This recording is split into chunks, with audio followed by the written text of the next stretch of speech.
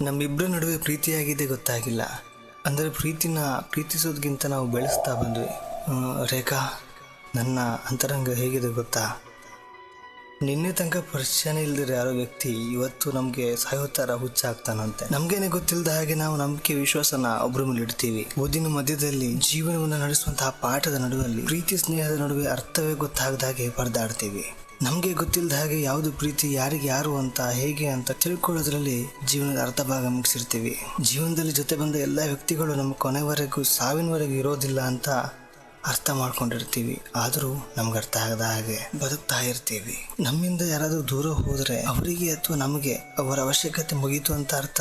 ಎಲ್ಲದರ ನಡುವೆ ಬೇಕು ಬೇಡ, ಸ್ನೇಹ, ಪ್ರೀತಿ, ಕುಟುಂಬ, ತಾನು, ಮರ್ಯಾದೆ, ಪ್ರಶ್ನೆ, ನೋವು ಇವೆಲ್ಲವನ್ನ ಗುಟ್ಟಾಗಿ ಬಿಗಿಯಾಗಿ ಹಿಡಿದು ಯಾರನ್ನು ನೋವಿಸದಂತೆ ಕ್ಯಾಲ್ಕುಲೇಟೆಡ್ ರಿಸ್ಕ್ ತಗೊಳ್ಳೋದು ಪ್ರೀತಿಯಲ್ಲಿ ಮೆಚ್ಯೂರ್ಡ್ ಪ್ರೀತಿಯ ಲಕ್ಷಣ ಆಗಿರುತ್ತೆ. ಪ್ರೀತಿ ಅಂದ್ರೆ ಕೇವಲ ಪೊಸೆಸಿವ್ನೆಸ್, ಜಗಳ, ಜಂಜಾಟ ಅಥವಾ ಅದು ಬೇಕಂತಾನೆ ಬರೋದಲ್ಲ. ಇವುಗಳೆಲ್ಲವನ್ನ ನಿಭಾಯಿಸುವುದು, ಸುಂದರ ಜೀವನ ಕಟ್ಟಿಕೊಳ್ಳೋಕೆ ಆಸರೆ ಆಗಬೇಕು. ಅದುವೇ ಪ್ರೀತಿ. ಯಾರಿಗೆ ಯಾರು ಟಾರ್ಚರ್ ಆಗಬಾರ್ದು. ಜೀವನದ ಎಲ್ಲ ಉತ್ತುಂಗದ ಆಸ್ವಾದನೆಯನ್ನ ಮಾಡಬೇಕು. ಜೀವನವನ್ನ ತಾನಾಗಿ ಎಂಜಾಯ್ ಮಾಡಬೇಕು, ನಗ್ನಗ್ತಾ ಬಾಳ್ಬೇಕು. ಆ್ಯಂಡ್ ನನಗಿದನ್ನ ಹೇಳ್ಕೊಟ್ಟಿದ್ದು ನೀನೇ ರೇಖಾ. ನೀ ಬರೋ ತನಕ ಕಂಫರ್ಟ್ ಝೋನಲ್ಲಿ ಕಂಜೆಸ್ಟೆಡ್ ಆಗಿ ಬಗ್ತಾ ಇದ್ದೆ. ಯಾವಾಗ ನೀನು ಬಂದು ಅಭಿ ನನ್ನ ಜೀವನದಲ್ಲಿ ಇಷ್ಟೆಲ್ಲ ಸಾಧನೆ ಮಾಡಬೇಕು ಅಂತ ಪಟ್ಟಿ ಹೇಳಿದ್ಯಲ್ಲ, ನಾನು ಅವತ್ತೇ ನಿನಗೋಸ್ಕರ ಬದಲಾದೆ. ನೀನು ಏನಾದರೂ ಮಾಡಬೇಕು, ನನ್ನ ಜೊತೆಗಿರ್ತಿ ಅಂತ ನೀನು ಕೇಳಬೇಕಾದ್ರೆ ನಿನಗೆ ಧೈರ್ಯ ತುಂಬ ನಾನು ಕೂಡ ಜೀವನದಲ್ಲಿ ಸಕ್ಸಸ್ ಆಗಬೇಕು ಅನ್ನೋಂತಹ ಭರವಸೆ, ಹುರುಪು ಅವತ್ತೇ ಬಂದಿತ್ತು. ಪ್ರೀತಿಯನ್ನು ಬಚ್ಚಿಡೋದಕ್ಕೆ ಒಪ್ಪದ ನಾನು ಜೀವನದ ಅತ್ಯುನ್ನತ ಮೆಟ್ಟಿಲು ಮದುವೆ ಅನ್ನುವಂತಹ ಒಂದು ಹೊಣೆಗಾರಿಕೆಯನ್ನು ಹೊಂದಿಸಿಕೊಂಡು ಜವಾಬ್ದಾರಿಯುತವಾಗಿ ನಡೆಸ್ಕೊಂಡು ಹೋಗೋದಕ್ಕೆ ಧೈರ್ಯ ಕೊಟ್ಟಿದ್ದು ನೀನೇ ಅಲ್ವಾ? ನನ್ನ ಅಂತರಂಗ ಏನು ಹೇಳ್ತಾ ಇದೆ ಗೊತ್ತಾ? ಹ್ಯಾಪಿ ಬರ್ತ್ಡೇ ರೇಖಾ. ವರ್ಷ ಕಳೆದು 25 ವರ್ಷ.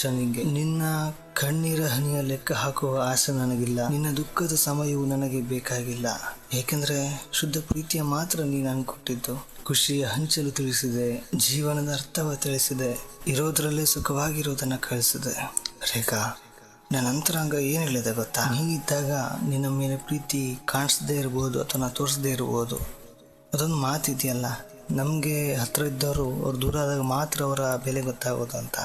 ಸೊ ಒಂದು ವೇಳೆ ನಾನು ಆ ರೀತಿಯಾಗಿ ಕ್ಯಾಲ್ಕುಲೇಷನ್ ಮಾಡ್ತಾ ಬಂದರೆ ನಮ್ಮ ಪ್ರೀತಿನ, ಸೊ ಒಂದು ವೇಳೆ ನೀ ನನ್ನಿಂದ ದೂರ ಆದರೆ ಅಂತ ನಾನು ಅಂದ್ಕೊಂಡ್ರೆ ನನ್ನ ಕಣ್ಣಲ್ಲಿ ನೀರು ತುಂಬತ್ತಲ್ಲ, ಈ ಜೀವ ಸತ್ತೋದಂಗೆ ಆಗತ್ತಲ್ಲ. ಇಷ್ಟು ಸಾಕು ನನಗೆ ನಿನ್ನ ಮೇಲಿರೋ ನನ್ನ ಪ್ರೀತಿ ನನಗೆ ಅರಿವಾಗೋದಕ್ಕೆ.